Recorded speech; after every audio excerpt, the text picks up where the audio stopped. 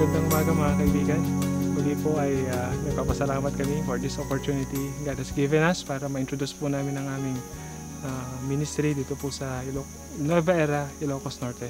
Dito po sa aking background nakikita niyo yung aming banana plantations, pati yung aming plantation ng kamoting kahoy. You know, the Lord has been so good to us that this foundation was given a lot, 16 hectares lot.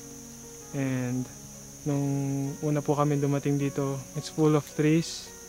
Pero ngayon po ay sa tulong po ng ating mga students, working students, at the same time ng mga regular students during their work education time, nagputol po kami ng mga 2 hectares na mga puro puno.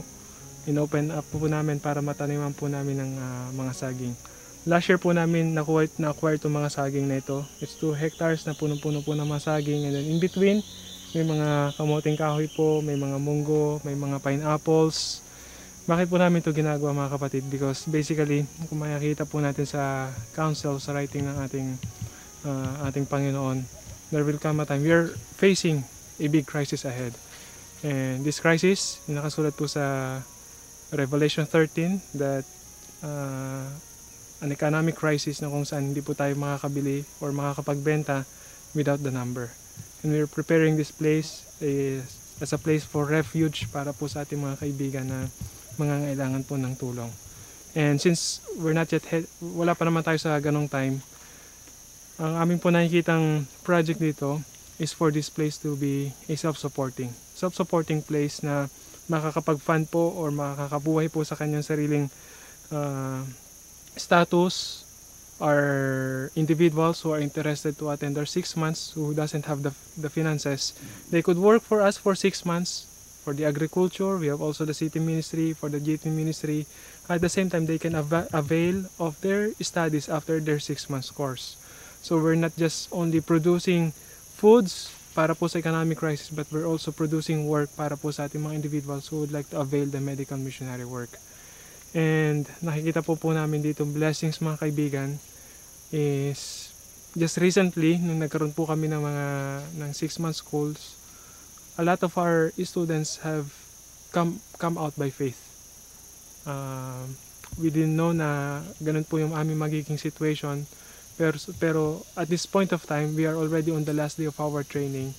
Although we do not have enough budget for the foods, but this agriculture thing has done a lot, and it has helped a lot para po masustain ang needs ng aming mga missionaries.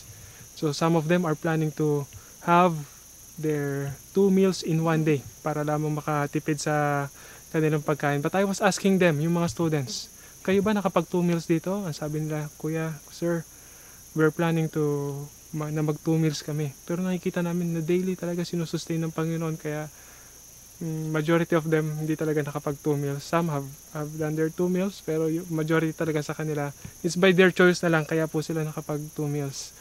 So we have seen God's goodness in this place. And then after a year, makikita niyo po mga kapatid na these bananas have bear their fruits already. And marami na pong mga naibenta, marami na rin pong nakain ng mga missionaries. I was just so thankful for the Lord na hindi lamang sumulpot ang mga bunga, but in actuality, nag-triple na po yung number ng aming mga banana. Some of them are ready to be transplanted once again. And by the way, yung mga puno po nga pala mga kapatid na naputol in this place, ginamit po namin sila na pinanggawa po namin ng charcoal. So yung mga punong naputol, hindi po nasayang, nagawa po namin sila ng charcoal, naibenta po namin sa market.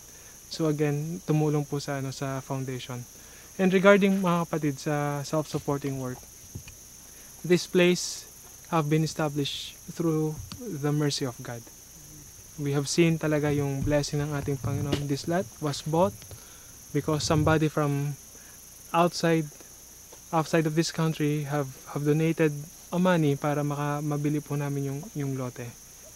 There will come a time, brothers and sisters, that I know foreign funds will be scarce. Magiging mahirap na po. So, as much as we could, na maging good stewards po sa pinagkaloob ng ating Panginoon, yun po yung aming dinadrive mga kapatid, na maging tamang daan din po yung aming tinatahak, na maging good stewards po kami sa pinagkatiwala ng ating Panginoon. This is a big place, 16 hectares. And with the help, mga kapatid, ng aming agriculturist na si Brother Ray, in fact, we didn't know na siya yung ipagkakalob ng ating Panginoon. Pero nung siya dinala ng ating Panginoon, everything, lumawak po mga kapatid ang gawain dito, particularly sa agriculture part. He has lots of plans, future plans for this work, for this foundation, and he's meeting a lot of challenges. Some of them are he needs a house, what do you call that, a greenhouse for the nurseries, and he'll be needing some of the hoses because during summer water is very scarce in this place, and our bananas were having a hard time to have their fruits. So he's praying for hoses, particularly 3 rolls of hoses para yung aming po mga bananas during summer ay madidiligan. So it's a prayer, and please also keep us in your prayers that somehow the Lord will answer these prayers of ours. So thank you for giving us an opportunity to share our ministry here in the agricultural part of our foundation.